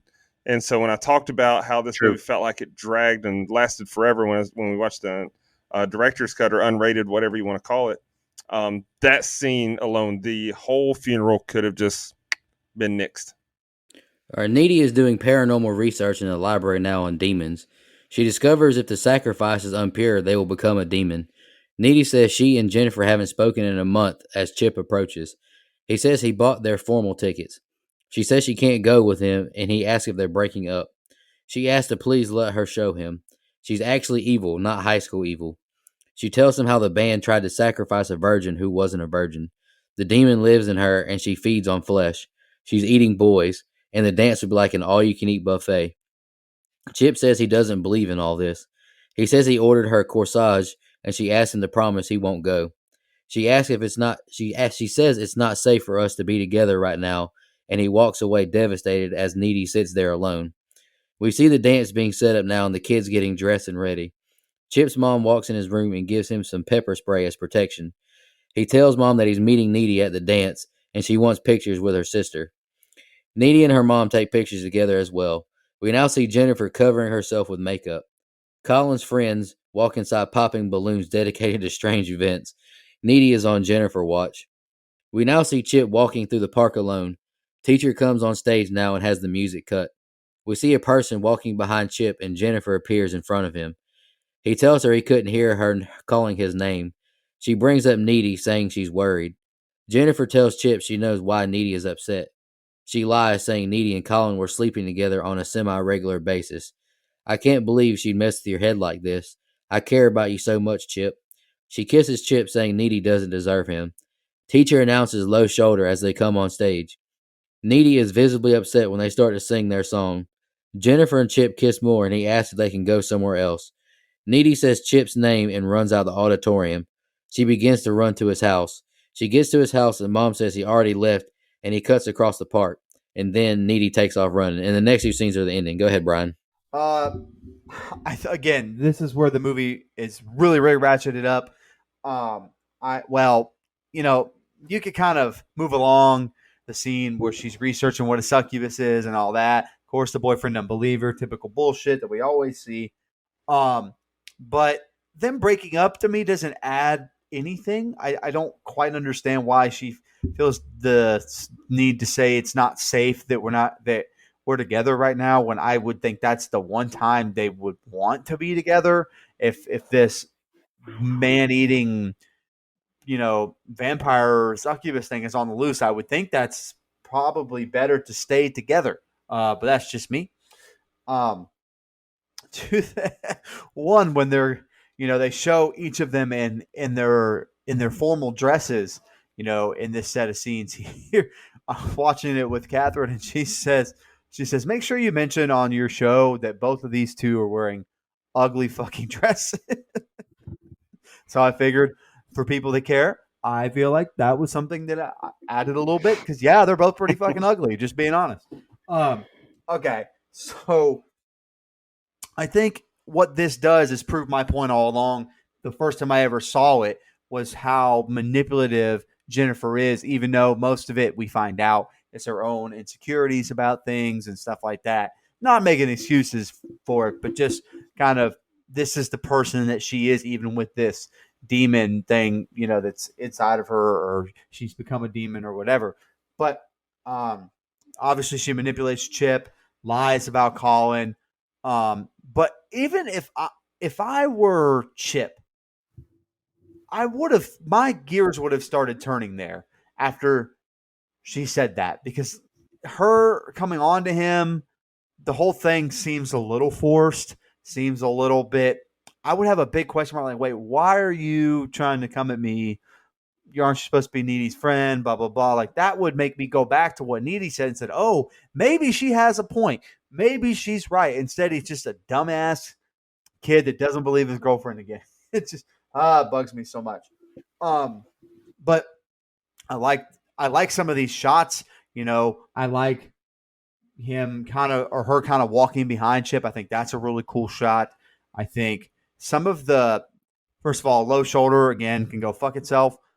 Although I do think Adam Brody is hilarious. I think he overdoes the singing performance. I think it's on purpose, and I think it's really funny. And her realizing, oh shit, Chip. I think there's a really cool. It's not quite slow motion, but kind of like pans in, pans out on Needy, and I think it's really good. So some really good shots here as we're about to ratchet up the horror part of this film, which I'm excited for. So I do like that in this set of scenes, we do get, when she's doing her research, we get the explanation of what'll happen if it's not a virgin. But I do wish that we'd have gotten more of an explanation about what that entails. Like, what does that mean? What's going to come of it? What side effects is she going to have as a demon? And then this is actually where, we talked about it earlier. Mike mentioned it and I chimed in. This is where I really got pissed off at Chip, because I was like, why the fuck wouldn't you, like, there's crazy shit going on. Your classmates are being eaten. Like, not just killed and picked off, like they're being eaten. Why wouldn't you at least hear her out? Why wouldn't you, maybe there's some validity to what she's saying. But also, why the hell wouldn't she want him to go to the formal with her? Because then, if they're together in a crowded room at the formal, she can keep an eye on him and maybe protect him and keep him from dying. Less of a chance that he dies there. And then we get to the formal, and Low Shoulder is right fucking there. Why would Jennifer not kill them? They're the ones that did this to her. And if she can't, like, maybe should have thrown that in. Maybe there's some stipulation about the people who did this to you are, invincible. You can't harm them. Something like that. I'd have been fine with it, but she doesn't even try. That irritates me. Good point. Another thing that I wrote down in the bar scene, but I forgot, and I mentioned it here, or I'll mention it here. So this is our second love. I almost said Love Fist. Holy shit, that's the band off of Vice City, Grand Theft Auto Vice City. Low Shoulder. We get our second performance here. One of the things that irritates me about movies is when we get like a concert within the movie, but there's like, they focus on the concert. So when they're singing in the bar earlier, Like, this is shot like a music video. We're hearing the whole song and nothing else is happening. They're really wanting us to focus on them singing here. That irritates shit. I mean, they're not a real focal point of the storyline. They're central characters, but their musical performance doesn't really matter. I like how in like Back to the Future, that's the music performance that I like, because they're up on stage and we'll see him on stage singing, and then it cuts away and we got action somewhere else. Biff's in the car with his mom. Something else. We don't need to just focus on the music. Last thing I have on this set of scenes, because that was a little bit of a side tangent, was when she realizes, oh shit, Chip, and she takes off running and goes to his house. I'm sitting there and I'm like, God damn it, where do I know this woman from? It's the fucking mom from Air Bud. So not only do we have Patrick Starr, Chip's mom is Jackie from Air Bud. Yes. Two central Yes. parts of my childhood are in this movie. So, maybe as we're doing this, maybe I just gave them another quarter of a point in my rating. I don't know. Because shout out to Jackie from Oh, the cat. Air Bud. Yeah. The casting in this movie is great. So A+ on casting. It is. 3.25 now, Dustin. Wow. Just Stay tuned, folks. All right, here's the ending, guys. We're in some abandoned pool building now, and it's gross as fuck. Chip asks what she's doing. She jokes swimming. We see Needy sprinting to find Chip. Jennifer says she feels so empty, and Chip agrees. She asks for him to kiss again, but he says he can't. It feels weird. She throws him into the pool now, slamming him around. Needy hears a cry for help and runs to the pool building. She sees Jennifer biting Chip's neck now and asks for the power to crush this bitch and dives into the pool. She gets Jennifer away from Chip and she swims full speed at her, and Chip tosses Needy the pepper spray. She sprays Jennifer to little success. She vomits the black stuff on them and she hovers out the water now. They share some insults and Needy says, "You were never a good friend." Needy calls her out for not being relevant anymore and needing laxative to stay skinny. She walks towards Needy now, and Chip stabs like this pole through her core area. She asks for a tampon now, seem like you might be plugging, and that's a hilarious line. Jennifer crawls out the building now, and Chip dies in Needy's arms after he says he should have believed her. Needy is in her bed in her dirty ass clothes now, and she looks at a picture of her and Chip, and now a pic of her and Jennifer. She snaps on the inside and gets dressed for combat. Jennifer is in bed circling her next victims in the yearbook, watching the Gazelle workout infomercial. She turns the TV and lights off to go to sleep until someone dives through her window. Needy jumps on top of her and chokes her, and Jennifer grabs her, biting her shoulder. She pulls out a box cutter, and Jennifer jokes, asking if she buys all of her murder weapons at Home Depot, calling her Butch. Jennifer levitates them, and they combat. Needy rips off the BFF necklace, and Jennifer falls onto the bed. Needy falls on top of her now, stabbing her in the heart with the box cutter, killing her. Jennifer's mom walks in and sees Needy on top of her with a box cutter in her heart. She falls over and she sees her holding Jennifer's body in her arms. Back to Needy in the cell, and we see her levitating when food is put in her cell. She says if you're bitten by a demon and live, you inherit some of their traits. Needy kicks open the great window of confinement and escapes. She walks through the chain-link fence and walks along the road, and she finds the Bowie knife from the band. She hitchhikes a ride to Madison to see a band play their final show. Some end credits rolls, we see Low Shoulders signing autographs and them going to their suites. They hear a doorbell ring, and we see blood splatter and corpses on the ground. Police gather evidence from the crime scene.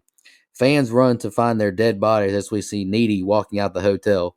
And before I let you go, Brian, fun fact, that's Lance Henriksen who picks up Needy. I did not know that until I read through IMDb's trivia. That's pretty awesome. Go ahead, brother. Yep. Sorry if I stole your fun fact right there. It's good. You're good. You're good. First off, I think it's a great ending. Like I liked it a lot. The scene in the pool building I thought looked great. I thought that was a funny description as Nico read it too. But it's true. It's right on point. As most of his are. Spaghetti Death House comes to mind as probably the greatest description of any house I've ever heard. Go back to listen to our 7 episode on don'tgooutthere.com.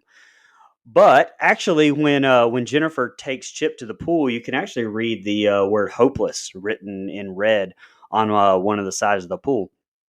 It comes into view for like a few times as this whole scene plays out. That's definitely a callback to earlier with Colin, where she said she needed her victims to be helpless. But great combination of action, soundtrack, I think. Just a couple of random thoughts I had written down here. seems like an odd place for an old building with a pool in it, but okay. Also, I think the shoot was 4 days, if I remember reading that correctly. Actually, not 100% sure on that. And I think Megan Fox is great. I think when Needy is telling her off and she screams that she's going to eat her soul and shit it out. I kind of wish we would have gotten to see a little bit more of a fight there. Actually, like I thought Megan Fox's performance right there was fantastic. And this makes me wish they would have done a sequel. Actually, I mean, you could still have Megan Fox in it, just have her, be this voice in Needy's head that she keeps hearing or seeing. But I mean, I know this definitely didn't do well enough in theaters for that one. But like Nico said, I had written down the same thing about a shout out to Lance Hendricks from Aliens.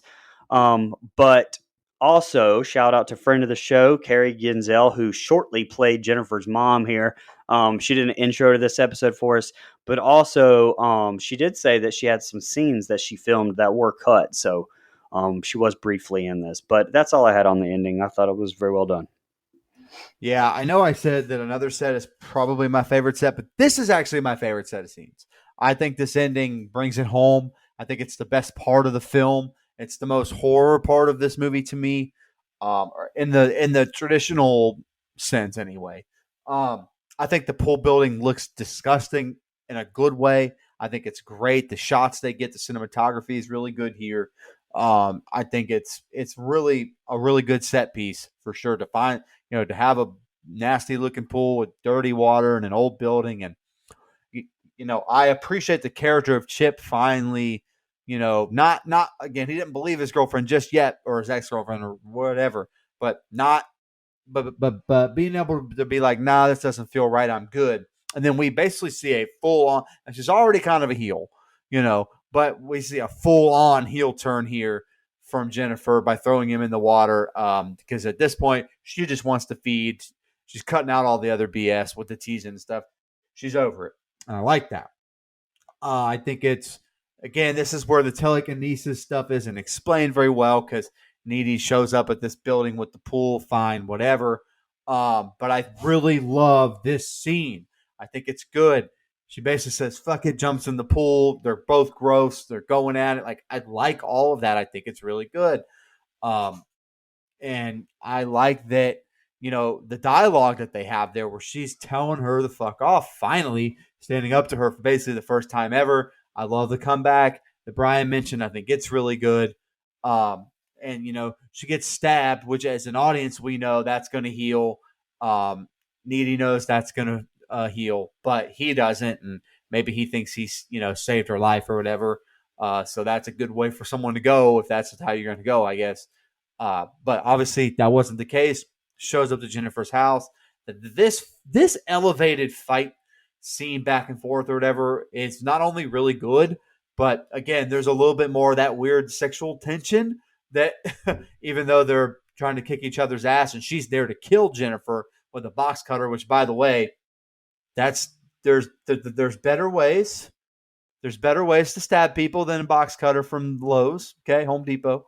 It's just throwing it out there. There's kitchen knives, that Michael Myers uses. Anyway, whatever. But I think it's at least a unique weapon, so I'll give them credit there. But like she said, the box cutter she's going to cut a box with it. So that's why I thought that was funny. Fair enough. And I like that we go back to have to be stabbed in the heart. I don't even know if Jennifer knows that. So that's why she says my tit. and then nope, the heart. And then she dies. I think that's a little bit of a moment of levity and a moment where someone's dying. I think that was kind of well placed, at least in my opinion. Now I will say, had they saved the fact that Needy was in prison for the end, not the beginning, but just the end, and the scene when Jennifer's mom walks in and it doesn't matter what all else happened before, she's laying on top of her daughter with a box cutter. That all of that would have meant a lot more to me if we find out that she's narrating this thing from behind prison walls. I think that hits so much harder at the end here where she's in prison, and she's levitating, and I think that's again I would have loved it more if that's the only time we saw her there. Changed person. I love the character development from Needy to get to this point. I just wish we hadn't seen it already. I wanted to get to that place organically, and we don't. Don't you say anything about organic, Mike. I'm just saying organically in natural sense of the word, all right? Anyway, but yeah, I like the little aliens not here. I think her breaking out of prison is something. If it were her, maybe I would have done it before if I knew I had these powers. But anyway, I'm like you, Brian. This movie would be fun with a sequel, in my opinion. So many years later, maybe like a Netflix special or something like that. Not anything big time, but just something for fans of the film. I think if they got back together and did it, I think it would be pretty fun. So yeah, favorite set of scenes right here for sure. It's a nice way to wrap up the movie to me. So first of all, Chip deserved it. You know, you can't be unfaithful, bro. Like I get it, you weren't listening. Your girlfriend wasn't breaking up with you. She's trying to protect you. We don't need to be together right now. It doesn't mean we can't be together anyway. He deserved it, but I too would follow Megan Fox wherever she wanted to take me. The fight scene in the pool I thought was cool. I like that when Needy shows up and she jumps in the pool and they're going at it. I thought that was awesome. Great tension built there. You didn't. Again, this whole ending is spoiled because of how the opening is. Like we know what the end result's going to be. But still some cool shots here. I like when they're in pool, but the bile come back up. Like there's no explanation about the bile. Is that a side effect? Is that something she does intentionally? Is that a nervous reaction? What is up with it? Because she spits it again here, but the only other time we saw it was in the kitchen. And so there's no real explanation about why that happens. Is she inking like an octopus? Like what's really happening here? I did like the scene where she flies up out of the water. She goes, "Oh, great, she can fly now." And the line of she's not flying, she's hovering. Like I thought that was hilarious there because it's not that impressive. Yeah, it's not that impressive. Even as they're trying to kill each other, you still got time to be a hater. I love it.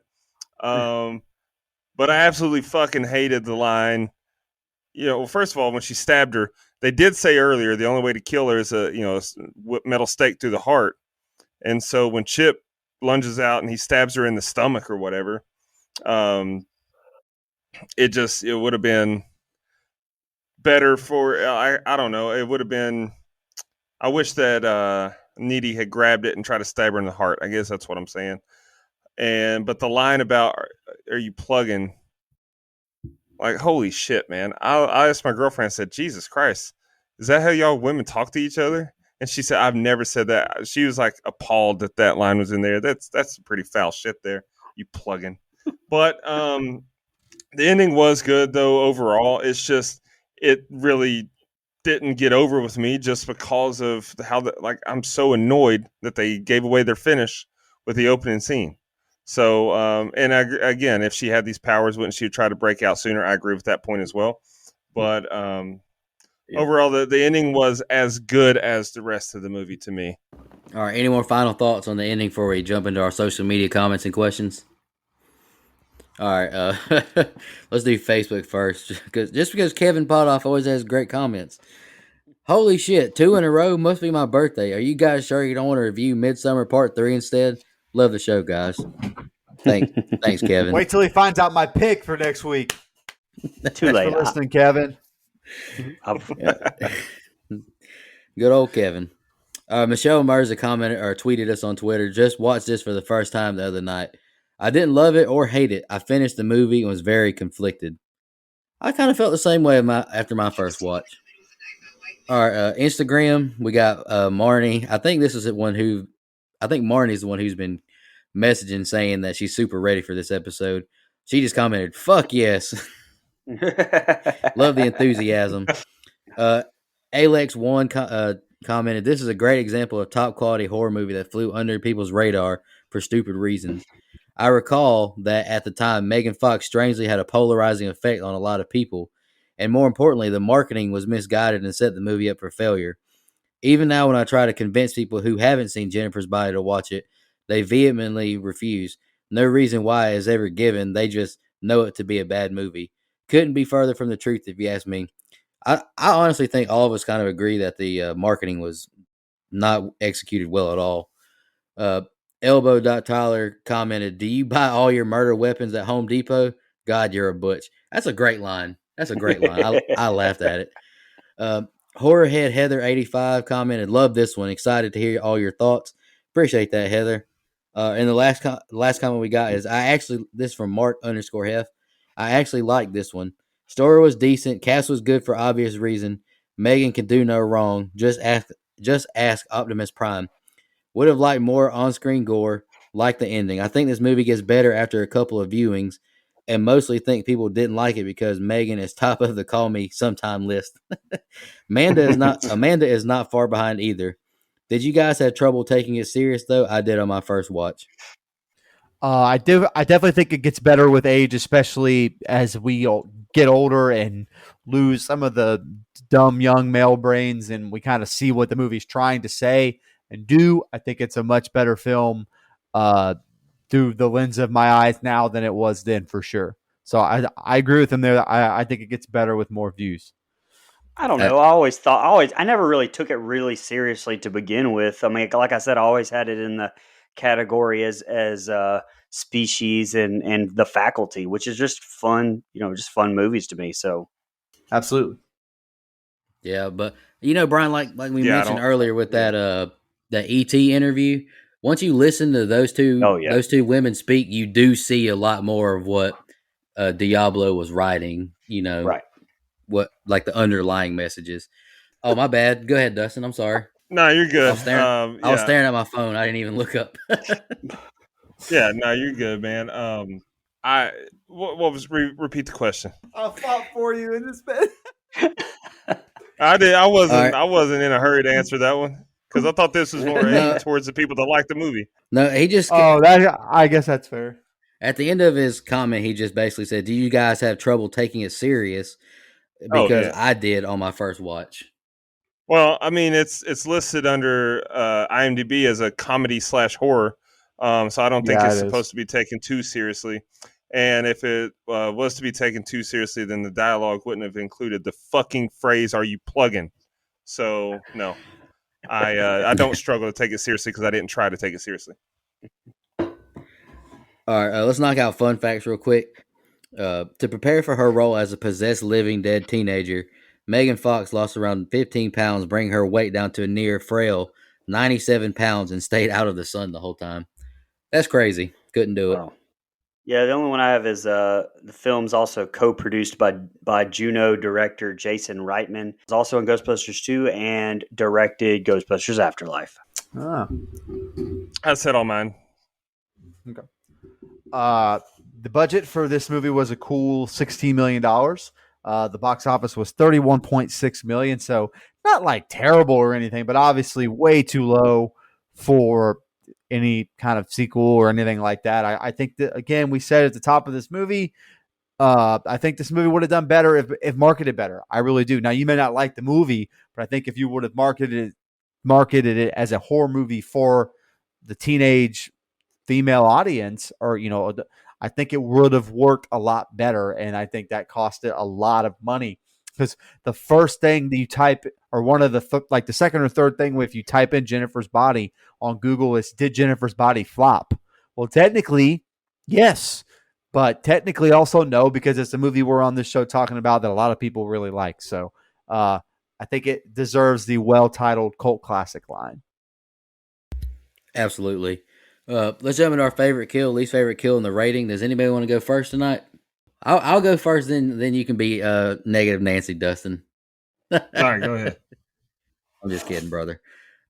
Favorite kill. This was kind of hard, but I just chose Jonas. You see the demonic teeth, then you see his ravaged corpse. I thought it was pretty good. Least favorite, I chose Chip just because I thought he was a nice guy who didn't deserve death. Here's my little summary I wrote. The power of a rewatch. After my initial viewing, I wasn't a fan of this at all. I watched some YouTube reviews of this and really learned more about its release and its actual intent. Gave me a fresh perspective, and I like this movie more with each watch. I think both lead ladies do a great job. Johnny Simmons is very good as Chip, and I think Kyle Gallner was made to be the emo teen considering his other roles he got around the time this movie released. Very well shot, I think, as well. Not a huge fan of some of the dialogue, and I wish I saw some more of the kills, but the post gore is good. I feel like it's a bit too long, but it's still entertaining. I've mentioned this already, but I have to agree with Chris Stuckman.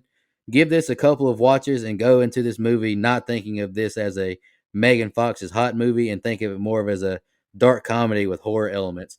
And I gave it a 7.5. Yeah, we're gonna be pretty far off. Um, I thought this movie was okay at best on my rewatch. Like I said, I don't hate it. Let's just get that out of the way. I don't hate it. Um, but it's not anything I'm rushing to watch for. It was the memory of it was better than the rewatch to me. Um, the unexplained inconsistencies with Jennifer's, what she's dealing with and what she's coping with as a demon. The ending being spoiled at the first really took me out of it. And then the some of the dialogue was just so fucking up. Like I was gonna do this to y'all, but I didn't. I erased it, so I can't even do this. I was gonna give you all 5 quotes, and I wanted you to tell me which ones are from this movie and which ones are from Thanksgiving, because I promise you, there's quotes from this movie that are just as ridiculous that it's believable that it would be from Thanksgiving, but I didn't. So it's just that's how bad some of the dialogue is. For my favorite kill, I too went with Jonas for a couple reasons. Number one, I feel you, dog. You know, if I'm going through something, my best friend just died. The one thing that can make me feel better about it is, Megan Fox in the woods. Number two, I thought it was a cool optic of getting to see, the effects of the body and the guts all slung out and the deer eating it. And number three, it led to Patrick Starr yelling obscenities. So Jonas was my favorite kill of this movie. Lee's favorite kill, I guess I took a cop out and went with the 7 people that died in the fire. As far as the rating goes, don't hate it. There's certainly movies that I have we've reviewed even recently that I dislike more than this one, but I don't love it. It's middle of the road at best. I went with a 4.75. Okay. Wow. All right. I kind of said everything I need to say. I just think it takes a couple views to get this movie, and once it kind of it either does or doesn't click for you, or you don't like it. It's not your preference. That's fine. But for me, the more I watch it, the more I like it. I like the intent that the director, the writer, and actors are trying to do.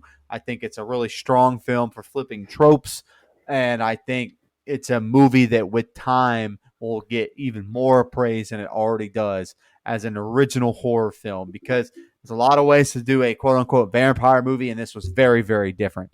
And I appreciated the effort. And again, like Nico mentioned, shot really well. To me, dialogue can be cringy in places, but I'm willing to forgive it because we're supposed to have fun with some of this stuff. So all that being said, my favorite kill was also Jonas. There's not really another good kill per se. I like the way the Colin kill is shot, but not necessarily the kill itself. And then my least favorite kill is also Chip, because I think it was tame. And like Nico said, he's kind of a guy you're rooting for a little bit, even though he's an idiot that doesn't believe his girlfriend. All in all, I gave this movie a 6.75. I think it's real. I think it's good. Some of the dialogue knocks it down, and it's not super rewatchable, but every time I watch it, I enjoy it.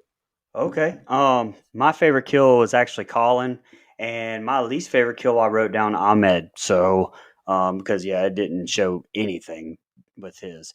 As far as what my closing, just first, I just wanted to say that the unrated cut was a bullshit gimmick.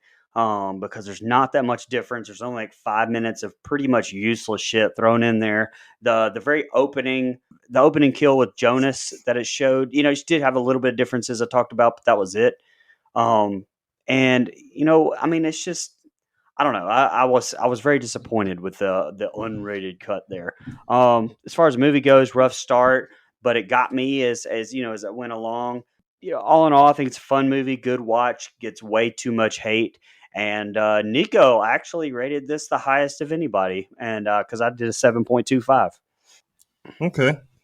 So that gives us a composite rating of 6.5625, higher than IMDb. Yep. All right. Any final thoughts before we jump into shouting out our blood donors? Yeah, Dustin, the when we were trying to earlier to figure out what I had to look up on Urban Dictionary, ghetto blaster. That's what I looked up on Urban Oh Dictionary. yeah. Tough.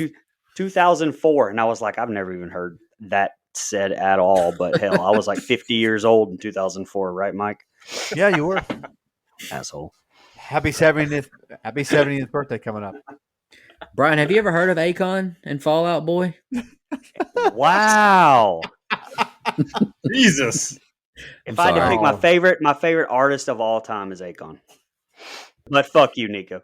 He did give all that water to really thirsty people, so he should be your favorite anyway. All right.